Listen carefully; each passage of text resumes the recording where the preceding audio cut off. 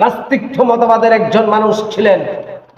তার কাছে ধর্ম কর্ম সব এক সমান ছিল। এই ধরনের ধর্মহীন, কোরআন ছাড়া, ইসলামী শরীয়ত ছাড়া যে রাষ্ট্র পরিচালনা করলেন, উনি নাস্তিক ছাড়া আর কিছু নয়। কথা বলেন ঠিক কিনা?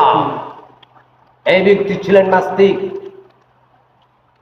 হযরত মুজাদ্দিদ আল ফিসানি রহমতুল্লাহি আলাইহি শেষমেশ ওনার সাথে অনেক বেয়াদবি করলেন।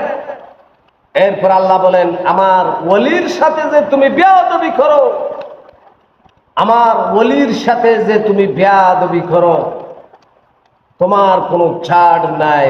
আল্লাহর ওলিদের পক্ষে স্বয়ং আল্লাহ সুবহানাহু ওয়া তাআলা থাকেন। সুবহানাল্লাহ।